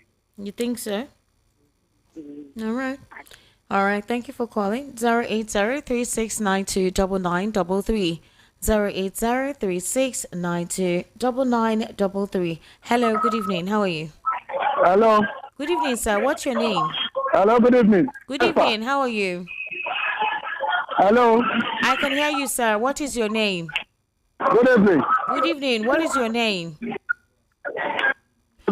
All right, I think you're in a busy place, so get to somewhere that is quiet so you can hear me. 08036929933, or you call the number 0700-903-903-903. Hello, good evening. How are you? Hello. Hello. Good evening. Good evening. Good evening. How are you, sir? Good evening, Esther. Good evening, sir. What's your name, please? My name is Ajibola. All right, Mr. Ajibola, please go ahead. Where are you calling us from? I'm calling from Ota. All right. How is Ota today? You know what is going on about this country? Okay. We need Obi to rule. Okay. I'm not an Igbo man. My mother is a Yoruba. My father is a Yoruba. Okay. But what is wrong that Igbo cannot rule this country? Why? We call ourselves unity. They don't want unity to this country. Without people willing, Nigeria cannot settle. Without people willing, we are voted for somebody, and they didn't allow it to rule. How Nigeria will settle? What is going on this country? I'm tired of this country. Why? Don't be tired. It's not done. It's not done. We call ourselves one Nigeria. We are just talking one Nigeria by mouth. We are not one. Stability is most important, is destabilizing this country. Thank you. Thank you very much for calling. Thank you so much. Yeah, we need to be one. All right, Nigeria, we need to be one. 08036929933, and you can actually call this other number 0700-903-903-903. Hello, good evening. How are you? Welcome. Hello, good evening, Esther. Good evening, ma. How are you? Fine. Good evening, Mr. Lawa. Good evening, ma. Yes, it's me, Peace. I will check. Hello. Amen. Let me call in vernacular. I won't be answering that one because we are conflicting with, with that one in motion. Okay, go ahead then. All what we are saying in this country, we want unity. No matter where anybody will come from. As long as we have peace, you have security, all that is needed to make life meaningful. That is what we want. We don't want to live in propaganda. They were telling the world, we do this, but then people are suffering. Whoever God will give us, wherever it comes from, even if me, I see Ambode, I see Fashola, all of Shobanjo, all those people, I know that I have been in Lagos, I've seen what they've done. They come up, we will vote for them. We don't hate anybody, but the attitude of these politicians is what we don't like. They don't have the masses I have. So that's my take this evening. All right. Thank you very much. Good night. Thank you for calling. 08036929933 or 0700-903-903-903. Hello. Good evening. How are you? Good evening, madam. Good evening, sir. What's your name, please? My name is Taiwo. I'm calling from Maryland, Cantonment. All right, Mr. Taiwo. Please go ahead. I don't have much to say about Nigeria. Now, you know what will happen in 2027? Go and write it down, madam. I'll keep on calling. What is happening to Abiola, that's what is going to happen to the recent president. Bye-bye. What? I don't understand. What does that mean? You heard him now. What does it mean? I don't get it. He said what happened to Abiola was going to happen to the president. Abiola was hugely voted for. Is that, well, if that's what he means, then fine. But he never ruled now. No, the system rigged. The system was the issue. But Abiola won the elections. Maybe so. That's a supporter. Hello, good evening. How are you? I understand. He's not. Good evening. Open. Hello, how are you, sir? Good evening. Good evening, sir. How are you? Yeah, I greet everybody in the studio. Thank you very much. Please, what's your name? Chijioke Opara. Chijioke. From Lagos. All right, sir. Please go ahead. Please, my take is this. Yes, even though these people come together as a party, it's too early now to announce their name. Okay. But we have already know that they are now together. Let until the time, then we know that yes, we are together. We are waiting for them. All right. Thank This you. man will leave that state 2027. All right. Thank you very much. Please, when you call next time, turn off the volume of your radio. Turn it off completely. So, Chairman from Aguara says Tinubu's government giving excuses about empty treasury before they came in is confusing because they bought SUVs without contributing 1 naira into the economy, plus excessive looting and medical tourism. While the government of APC is suffering is lacking of ideas to rescue Nigeria from poverty, insecurity, corruption, and bad government. This is from Chairman from Aguara. Evening, Esther. At least we don't have Mr. Darlington today. We know we hear anything about bigotry and tension. What's your name? You people. You people. Hello, Esther. Are you really surprised about the utterances of Daniel Bwala and Reno Mokri? Politics is a game being played exclusively by politicians, but ordinary Nigerians wonder they behave like chameleon. It's purely a game of interest. Lukman from Abulegba. All right, thank you very much, Lukman. Esther Shagunshomigo explained tire. Before now, I had singled him out as one of the 3 focused politicians in Nigeria. Him, late Tunji Braithwaite, and Adewale of SDP. That's because I saw them as loyal party people. Now, I don't know what to think about him. Old men behaving like kids, speaking from both sides of their mouth. What a shame. Chiedu from Ogun State. Peter Ruby is a figure to all Nigerian youth of today with credibility, relationship, integrity, character, competence. I feel excited about him. All right, Mr. Babu. Okay, thank you very much, Mr. Babu, for your message. Good evening, Esther, Mr. Ekundayo. Did you see the difference in Darlington and this man, Ekundayo? Tell Darlington to come and learn how to analyze issues on national radio. Lukman from Idimu. Why are you making comparisons now, Lukman? Good evening. My name is AA from Akonwajo. I respect Tinubu, this only president that takes responsibility. He said he knows it comes with pain, and he knows and even went ahead and said if there is any other way he could have done it. So let's give him a chance. Tinubu will fix Nigeria. One of your guests is just making noise. Tinubu went to jail. Is that one is the one that found Nadeko? All right. AA from Akonwaja. Good evening, VOP crew. Esther, do you think Show-Me knows what he is doing as he tells Bwala? That's a question you need to ask Show-Me. Sonny from Maryland. 2, Esther, check the account of those people that came out of Tinubu's house and sing his praise. Some money has entered or their office is ready soon. Now for you. Good evening, Esther. If the president is smart in galvanizing people to defect to his party, why is the president not using his smartness in fixing the economy and give Nigerians good governance? Emeka from Abison Estate. Good evening, Esther and our honorable guests. Please, you people should stop telling Nigerians that Thursday is Nigerian Democracy Day because Nigeria and Nigerians are yet to have and practice democracy in this so-called country. Then, as for all those defectors who had one time or the other criticized this administration, but today defecting to APC, they are a disgrace to Nigeria themselves and Nigerian haters. And Babeji from Ushidi saying that Nigerians are ashamed of them. Good evening, Esther and Mr. Lawal. We are not practicing democracy, and that's the truth. The mantra of Tinubu fought democracy is a huge lie. This crop of politicians are rascals and not trustworthy. Dr. Ahmed said it before May 29 that swearing in an unconstitutional person means an end to democracy in Nigeria. That is what we have today. Good evening, Peter from First Deck. Hello, good evening. How are you? Hello, good evening, Esther. Good evening. How are you? Yeah, I'm Peter and we are calling from South Latin. All right, sir. Go ahead. Yeah, you asked Mr. Kundayo. Yes. Would Tinubu fix Nigeria in 2 years? If he is given the time. Yeah, if he's given the time. What time can be enough to give to somebody who don't know how to do a thing? Well, that is on its own.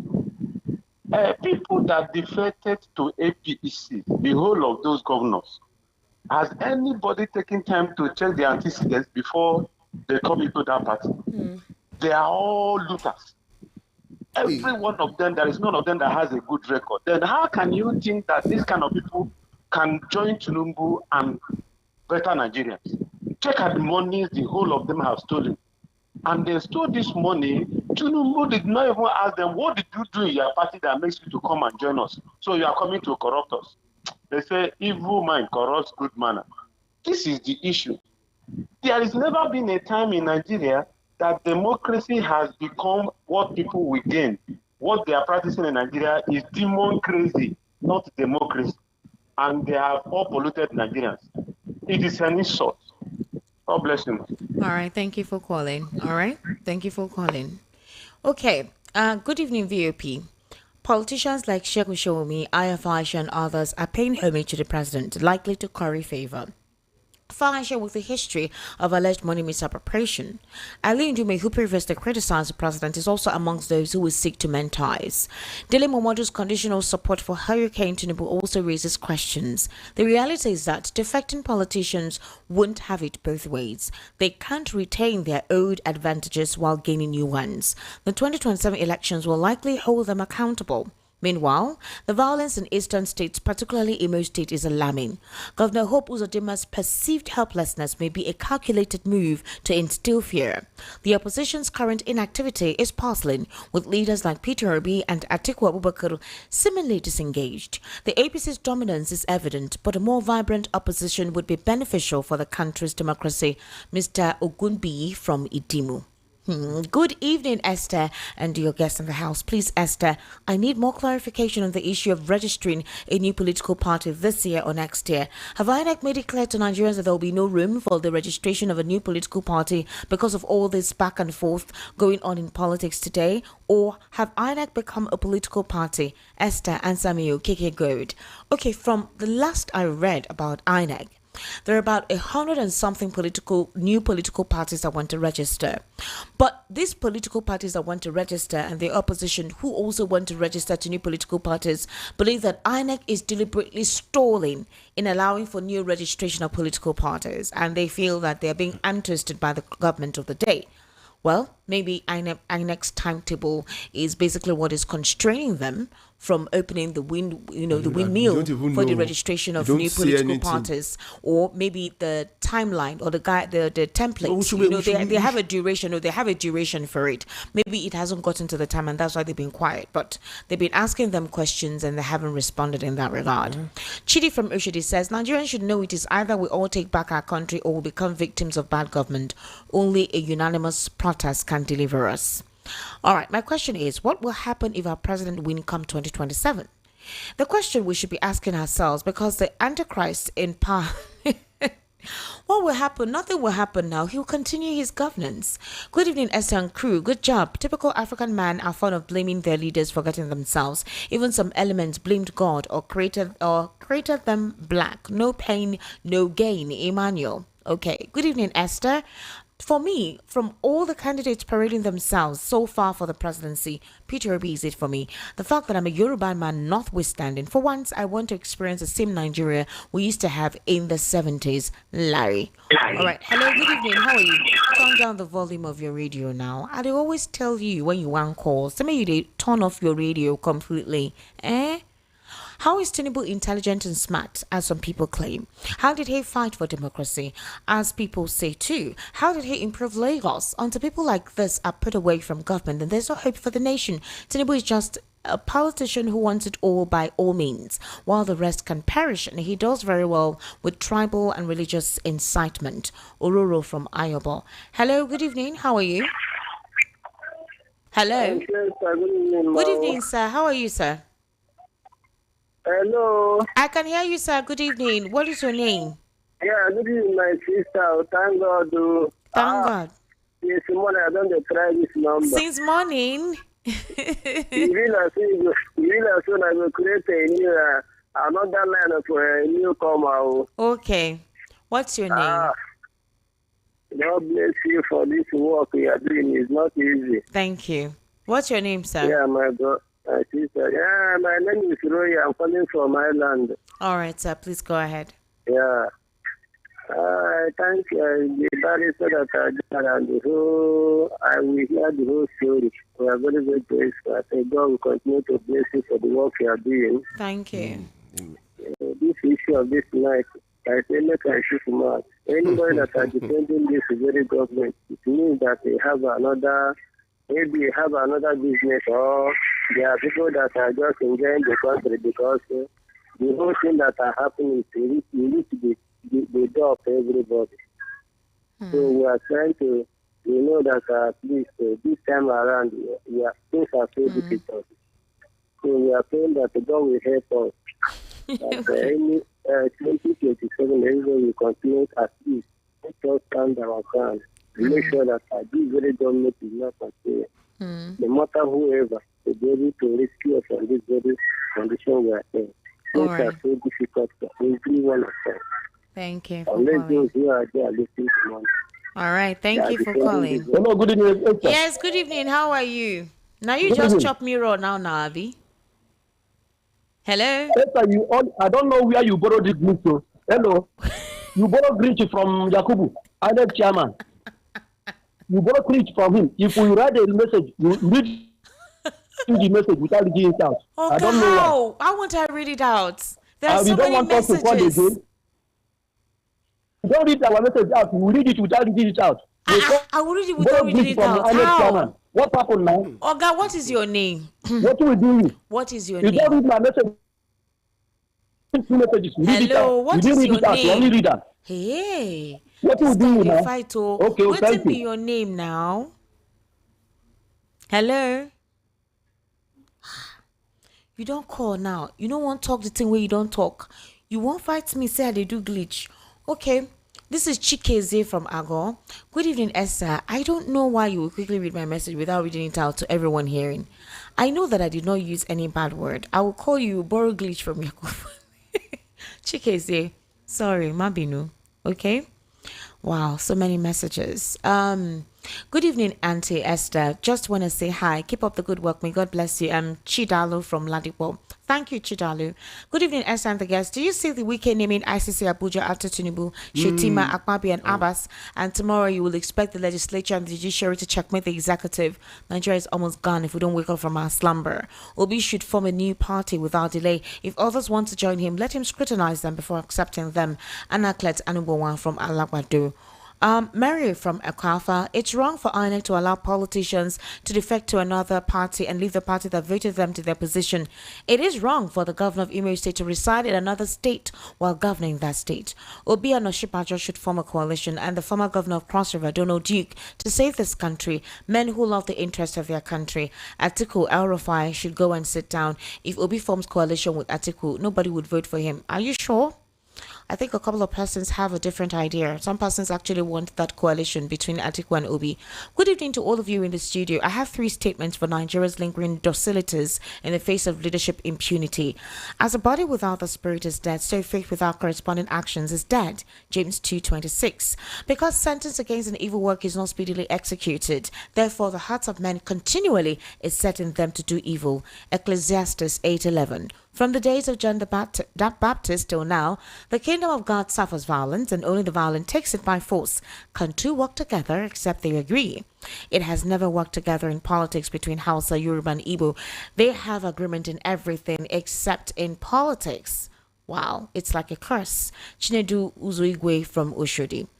Okay. From Yamin, Lagos, the brouhaha over defections. My question for all those making all the noise over the current wave of defections into the ruling party is simple and will appreciate an honest and sincere answer. The question is, if all those defections were to have been the other way round, that is, from the ruling party, the APC, to Labour Party or the PDP, would they have reacted the same way they are doing now? Another question is, now that these defections are still on, what do they expect the ruling party to do? To send them back? Where is that done? Were these defectors doing so at gunpoint? What then is democracy if the right of choice is removed? Let all these busybodies find something else to do. They're not making any sense to me. My advice to the opposition parties is for them to work hard and fix your internal problems and stop blaming others for their woes. In partisan politics, your opponent's loss is your own gain. Let's be objective for once. Good evening, Hajia Esther. In my own view, Atiku is a Nigerian, but from the north, and we know how well the north governs. Obi was able to raise the amount of votes in 2013. Now the Nigerians are greatly behind him. Taking the role as a vice president should never be an option. Danladi from Okota. Good evening, Esther and gentlemen in the studio. If I were Obi, I will either remain in Labour Party or join any unknown party. I would not deputize Atiku or any other person. A deputy has no power unless assigned to him by the president. And if he joins a non-performing government in the name of coalition, that puts an end to his chance. Let us also not forget, in 2023, Atiku swore that he wanted President Zone to Southeast as his only condition not to run. What makes? This time he has the opportunity but has jettisoned that. Now he's looking towards Amici. He continues to struggle to be president even when he knows it is a turn of the South. What makes you believe he will keep his promise to run for one term and will not only run for 2 terms? But also transfer power to another Fulani? I laugh in Swahili. Leaving us from Ejibo. Hello, good evening. How are you? Hello? Hello? Hello? All right. Hello. Hi, Esther. I'm happy that you have a gentle analyst today, unlike the other analysts. Agayori Lucky from IBA. Wow. Majority of Nigerian politicians are the most ambivalent Homo sapien ever created. Imagine what is unfolding in our political climate. Discreetly and openly displaying disgusting attitude. I'm sure the president is enjoying the euphoria and would exploit the situation maximally. You guys are worried about 2027, but my worry is a desperation that might be tied beyond that year. A lot of this young jobbers are the recruiting tools. Tunde from Magboro. Okay. The good evening VOP. You people don't take our minds back. During GEJ's time, he introduced Shopee. During subsidy, Godwin from Festec. The Nigerian problem is that is okay. All right. I don't understand what you sent. Good evening, Esther. Sahid Barua. Esther, you really offended me by refusing to read my message yesterday to counter Darlington's bigotry and lies against Yorubas on national radio. As for Rena, Bola, Shomi and others who campaign or planning to decamp, they will be put to shame come 2027. All their evil machination will fail, inshallah. So, Sahid Barawa, I'm sorry, I did not read your message yesterday because I did not see. There were a number of messages and I didn't take all the messages yesterday. So please do not take it personal, okay? And you would have used the opportunity to actually say what you wanted to say yesterday. So I have read your message now. Esther, good evening. Please, Obi is a total answer to this present country. DK from Iba. We are still in 2025, but our selfish politicians are already planning on 2027 upcoming election. Ikweguru, Nigerian politics. Good evening, Esther. Good evening to you. How are you? Tinubu has 3 classes of supporters. The people who want their tribe to be in power, the people who want their party to retain power. The third class are those who do not want to lose their fraudulent means of income. Ola from Ali Mosho. Good evening, VOP family worldwide. Nigerians are ready. APC is not the problem. The problem is INEC. If INEC conducts credible elections, APC is gone. What we're supposed to be talking now is how to combat the electoral manipulation. Chris from Ijibu. Esther, give Igbo man 2 years and see how he will fix this country. Otoye. Okay? Osimora, thank you so much. I see your message. Good evening. Shagun Showome is not different from the late doing Ukukwe, and 2 of them are hypocritical sets of people. Leo from Lagos. It's absolutely not possible to practice democracy with the current constitution that's unitary in content. And this is from Jerry. Okay. Good evening, Esther. Tinubu is equal to the task. Let them join together. Jagaban is more than able to face them. Emmanuel. Good evening, Esther. Like your guest, Mr. Okundaya suggested, platforms in the guise of political parties are bereft of ideology. Are you surprised that Shehu Showemi gushes for Tinubu? What then would you say of Okowa, Atiku's running mate, who shamelessly defected to the APC? That's Nigerian politics for you. Femi Oluoku writes from Agege. Well done, Femi. Good evening, Esther and the guests in the studio. As far as I'm concerned, the biggest problem that we have today in the country is the judiciary and INEC. In a free and fair election, Tinubu will not win a single state in Nigeria. The president has planted his people in the police, INEC, judiciary, in fact, even in the military. But we, the ordinary people, are battle ready for this wicked and selfish rulers and not leaders come 2027. All right. You didn't tell us your name. Okay, good evening, Esther. How are you? A Mercy from Bucknell. Thank you, Mercy. Thank you. Good evening, Esther. They are complaining about Nigeria's economy. I believe if Peter Obi is given the opportunity to become Nigeria's president, before 6 months, Nigeria will know his weakness. Nigeria has spoiled for a long time. Those leaders are deceiving Nigeria. If they're doing millions of coalition, nothing good can come out from their coalition because they are selfish. They're selfish, okay? Hello, good evening. How are you? Wow. Good evening, Esther. Good evening. How are you? My name is Shola. Shola, long time. What's up? Yes, I'm good. I greet Mr. Ikondare. God bless you. All right. Good evening, sir. See, what I just want to say, in essence, is that it's like an admonition for Nigerians. All these politicians, the Sheikh Bitong means that all of them that have the woman, it is now glaring that all these people are selfish set of people. Nigerians, common Nigerians, you all know, including myself. I just want us to know.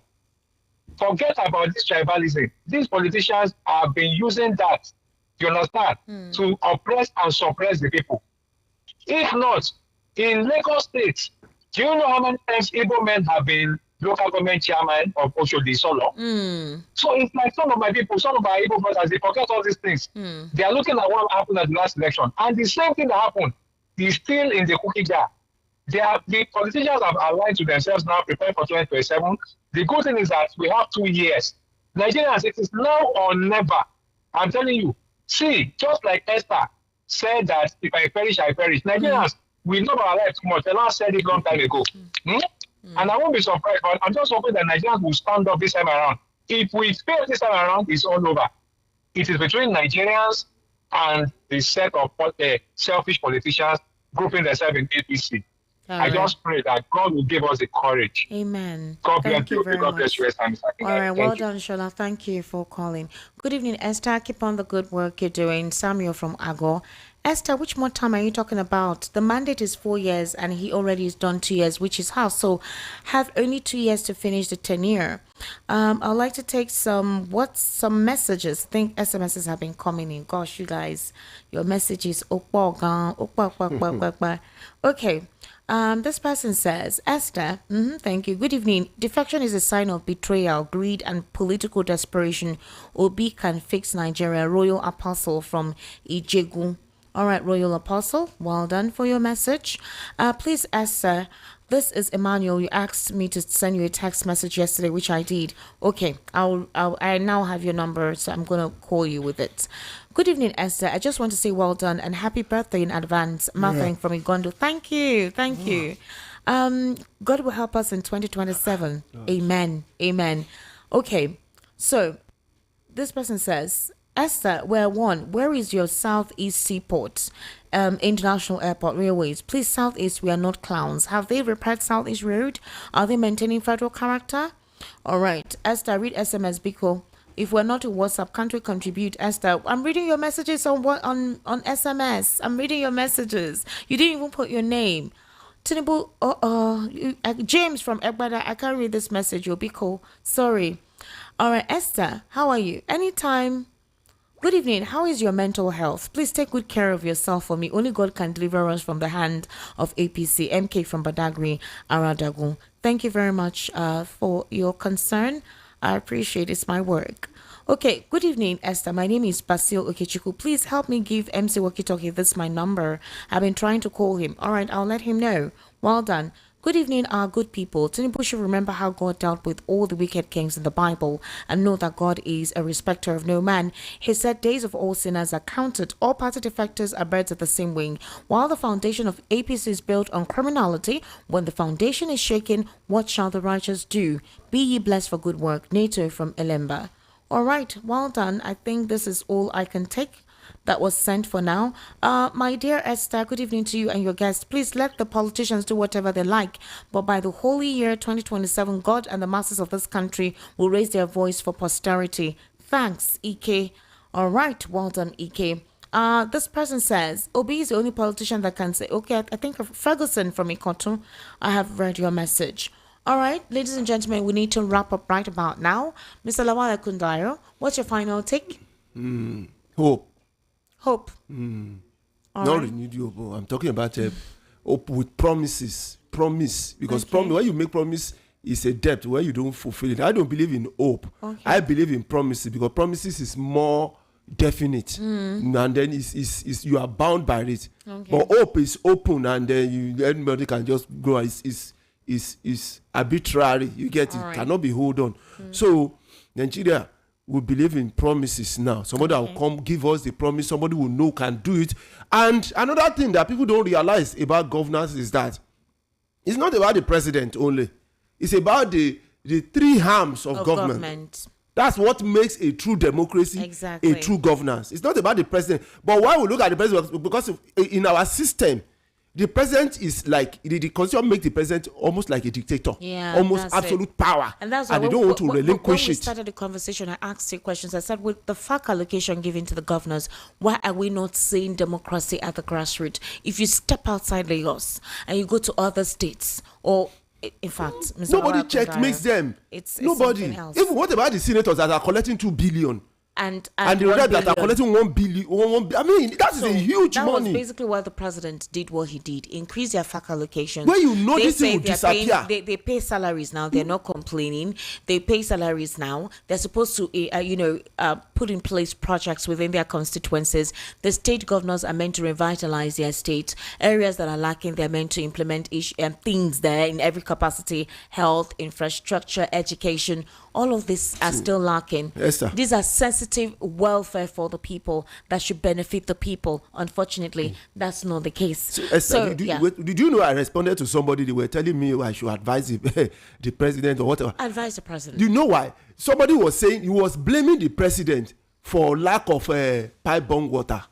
And I replied the person that no, that is the state government. That's the state government and local government something now. Exactly. So I had to re-educate that person. We're going to actually do that. I think by tomorrow we will do that. We have to educate the responsibility of the state government and the local government and their responsibilities and their functions to the people. That's the reason why we have elected governors and elected local government chairmen. Even councillors. Exactly. Councillors. They have functions. They have functions. People forget that those people have their functions. And I think it's because people just concentrate on the federal, like Mr. Dele Fanimo said. They don't look at the state governments and the local governments. So they act according to their own whims and caprices. There's no checkmating, there's no criticism, there's no protest against them. So it is the people to hold them responsible. So many people don't even know who their local government chairman is. So many people don't even know who their councillors are. They only know their state governor, possibly because they're in the news. They don't necessarily know these things, and that is why they are eliminated from grassroots development. We're going to actually look into that. 30 seconds. Now, people don't know that the land actually belongs to the state, not even the federal. Do you know? We'll look into that tomorrow. Because why the president made a statement the last time where he called the deputy governor. So we'll talk about that. There's a lot. All right, ladies and gentlemen, my name is Esther Wachuku. All right, follow me on YouTube at Estiq Media, ESTIQMEDIA. Trust me, unbridled conversation right on there. There's no NBC checkmating or anything. We're saying it as it is. On Instagram, Esther Nwaz. On Facebook, Esther Wachuku. Mr. Lawal Ekundayo on Facebook as well. Do have yourself a beautiful evening, and I'll see you tomorrow.